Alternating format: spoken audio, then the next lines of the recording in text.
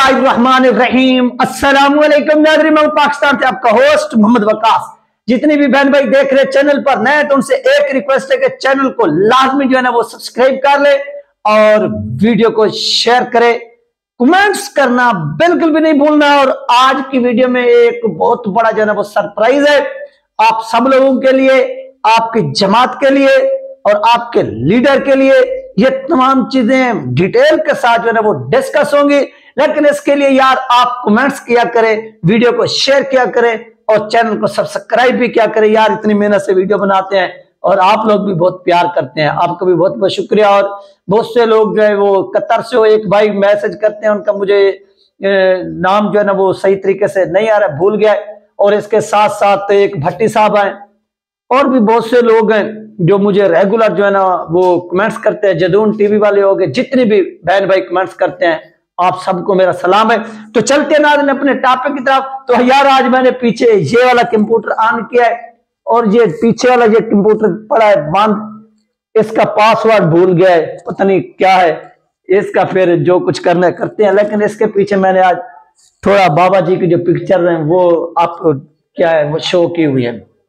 तो नाज़रीन आज की वीडियो में हम बात करेंगे कि एक बहुत बड़ा सियासी जमात का जो धड़ा है वो राब्ता किया उन्होंने टीएलपी के साथ। क्यों किया है? क्योंकि इस वक्त जो सियासी जंग चल रही है वो आप लोगों ने देखी कि एस्टेब्लिशमेंट जो है, एस्टेब्लिशमेंट किसी भी सूरत नहीं चाहती कि तहरीके इंसाफ इसमें इन हो। और ये जो धड़ा है ये किसका है, किस पार्टी से? आपने जहन में रखने के ये धड़ा सिर्फ पीटीआई का नहीं है, ये नून लीग का भी लोग शामिल हैं। और ये ऐसा क्यों कर रहे हैं, ये सारी डिटेल जो है ना वो आप जान सकेंगे। नंबर 1, अगर पीटीआई के लोग पीटीआई को छोड़कर जाते हैं, कहां जाते हैं? अगर वो पीटीआई को छोड़कर जाते हैं नून लीग के अंदर, तो जो पीटीआई का वर्कर है वो उनको वोट देने के लिए तैयार नहीं है। और नून लीग जिस तरह से बदनाम है वो आप सब लोग जानते हैं कि नून लीग करप्शन के अंदर, बेगैरती के अंदर अव्वल दर्जे पर है।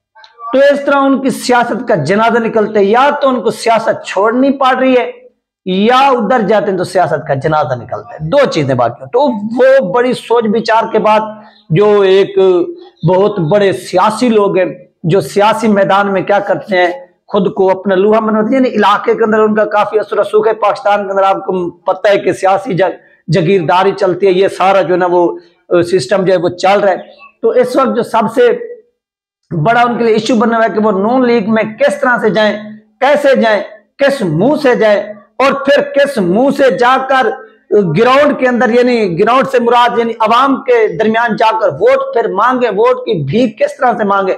लोग ने तो उठाकर एक तो कहना कि ये गद्दार हैं, लोटे हैं, जूते मारने हैं। तो उन्होंने बड़ी सोच विचार के बाद, या बहुत से जो लोग हैं वो ये कह रहे हैं कि ये एस्टेब्लिशमेंट का दबाव है। यानी ये किसका दबाव है?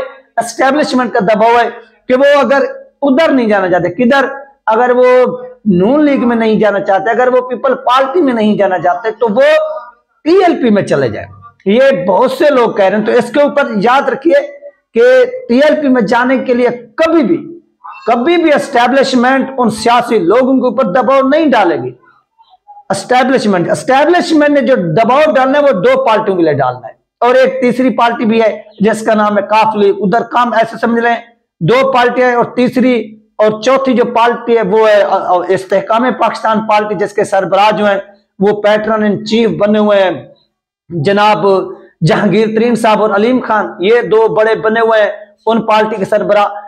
तो एस्टेब्लिशमेंट का जो दबाव होता है कि वो पीटीआई को छोड़कर जो सियासी उनके लीडर एमपी एमएनए उनको दिखाया जाता है उनके करप्शन के केसेस के, आपको इस करप्शन के केस में इतनी सजा सुनाएंगे, इतनी जायदादें जब्त करेंगे आपको, यानी वो डरा धमका कर वो छुड़वा रहे हैं। फिर उनको कहते हैं कि आप चले जाएं पीपल पार्टी के अंदर, नून लीग के अंदर या इस्तेहकाम पाकिस्तान पार्टी के अंदर। ये 3 ऑप्शन है आपके पास।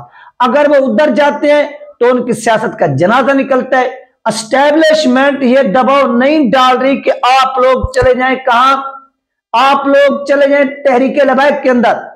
एस्टेब्लिशमेंट को मालूम है कि अगर ये लोग उधर भी चले गए तहरीके लबैक के अंदर, तो तहरीके लबैक के अंदर जब ये जाएंगे, एक तो उनका अपना नजरियाती वोट है, दूसरा इन लोगों का अपना इलाके के अंदर असर रसूख का वोट है, वर्क का वोट है, और इस तरह टीएलपी को हराना मजीद मुश्किल नहीं ना मुमकिन हो जाएगा और उनके वोट बैंक में इजाफा होगा। अब बहुत से लोग हैं वो इस चीज से इख्तिलाफ करेंगे कि यार देखिए ये तो लोटे हैं, ये है वो है, ये पीटीआई अपना पीटीआई छोड़कर या नून लीग छोड़कर या पीपल पार्टी छोड़कर टीएलपी में आ रहे हैं, इससे जमात को नुकसान होगा। याद रखिए सियासत में सियासी लोग आते भी रहते हैं जाते भी रहते हैं, बड़े बड़े सियासी लोग आते भी रहते हैं जाते भी रहते हैं, इससे पार्टी को कोई इफेक्ट नहीं पड़ता, कोई असर नहीं पड़ता। ये एक सियासत का हिस्सा होता है, ये एक गेम का हिस्सा होता है। इससे आप लोग परेशान ना हुआ करें कि यार वो चला गया तो वो आ जाएगा, वो चला गया तो वो आ जाएगा, इससे कोई फर्क नहीं पड़ता। जो भी चला जाए जो भी चलाए, आप अपने नजरिए के साथ अगर मुत्तफिक अगर आप अपने नजरिए के साथ वफादार हैं तो फिर आपको कोई शिकस्त दे ही नहीं सकता, ना ही कोई आपको हरा सकता है। ठीक हो गया। अब मेन मसला यही बनना हुआ है कि इनको किस तरह से लाया जाए। यानी तकरीबन 30 से 35 लोग हैं, 30 से 35 लोग हैं जिनकी तादाद नून लीग से भी है और तहरीक इंसाफ से भी है। कुछ एमपीएज हैं, कुछ एमएनएज हैं। वो कोशिश कर रहे हैं कि हमें तहरीक लबैक पाकिस्तान में शामिल किया जाए और हम आपके प्लेटफॉर्म से इलेक्शन लड़ना चाहते हैं वो लोग। अब इसके लिए क्या करना है? इसके लिए तो उन्होंने टीएलपी में शामिल होना है, क्योंकि आप समझते हैं कि इलेक्शन कमीशन ने कुछ डेट दी हुई है कि आप लोग अपने कागज नामजदगी, वो जो भी प्रोसेस उधर नहीं चलते वो तो बाद का मामला। वो जब हम एक इलेक्शन के ऊपर वीडियो बनाएंगे तो वो बाद में सारा कुछ जो है वो डिस्कस करेंगे। हम अभी इसके ऊपर आते हैं। तो उन लोगों ने क्या करना है, जो इत्तेहादी शमूलियती प्रोग्राम होता है अपना जो शामिल होते हैं जमात के अंदर, वो करना है। और उसमें उन्होंने बाज़ाब्ता जो है ना वो तहरीक लबैक पाकिस्तान में शामिल होने के लिए वो ऐलान करेंगे। उसके लिए मजलिस शूरा साद हुसैन रेज़ी साहब वो इस चीज पर सोचने पर मजबूर हो चुके हैं कि इनको किस तरह से जो है वो दावत दी जाए। दावत तो वो खुद यानी दावत से मुराद के प्रोग्राम किया जाए, कॉन्फ्रेंस की जाए, क्या किया जाए और इनको क्या शामिल करना चाहिए नहीं करना चाहिए, इनके शामिल होने से तहरीक लबैक पाकिस्तान पर क्या इफेक्ट पड़ेगा, असर पड़ेगा, नजरियाती लोग पर क्या असर पड़ेगा। या हो सकता है कि नेक्स्ट को ये हमें यानी इस वक्त तो ये इस बदनामी से बचने के लिए कि हम तहरीक इंसाफ छोड़कर नून लीग में जाए, नून लीग चोर पार्टी, और नून लीग के लोग ये मजबूर हैं कि पूरी दुनिया जानती है कि ये करप्शन के किंग है और हमें वोट मिलने नहीं, हमें तो पड़ने जूते। तो लिहाजा हमारे लिए तहरीक लबैक पाकिस्तान के अलावा कोई ऐसा प्लेटफॉर्म ही नहीं है जिसमें हम जाकर जो है वो शामिल हो और अपनी इज्जत भी बचाएं और सियासत के अंदर हम इन भी रहें और जीते भी। तो उनके लिए आखिरी जो एक उम्मीद की किरण वो टीएलपी है। तो टीएलपी के जो सरबराह है वो भी सोचने पर मजबूर है। यानी साद हुसैन रेज़ी साहब के ऊपर अगर सियासी मैदान में सियासी लेवल पर कोई मुश्किल तरीन अगर वक्त है तो वो इस वक्त यही वक्त है।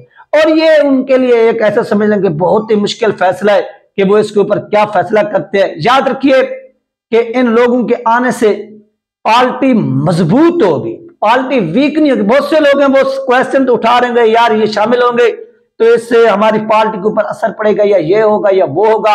कोई कुछ भी नहीं होगा, कोई कुछ भी नहीं होगा। आपकी पार्टी मजबूत होगी, आपके वोट बैंक में इजाफा होगा। फर्ज करें एक जागीरदार है, उसका इलाके के अंदर रोब है, वो इस इलाके के अंदर उसका एक यानी अवाम के ऊपर रोब है, दबदबा है। और इससे भी हटकर कुछ ऐसे भी जागीरदार हैं जो इलाके के अंदर अपना काम करते हैं, वर्क करते हैं, सियासतदान हैं, वो वर्क के जरिए मशहूर हैं और उनका जो वोट है फर्ज करें वो अगर किसी पार्टी में शामिल ना भी हो, एक होता है ना पार्टी में शामिल होना, दूसरा होता है पार्टी में शामिल ना होना।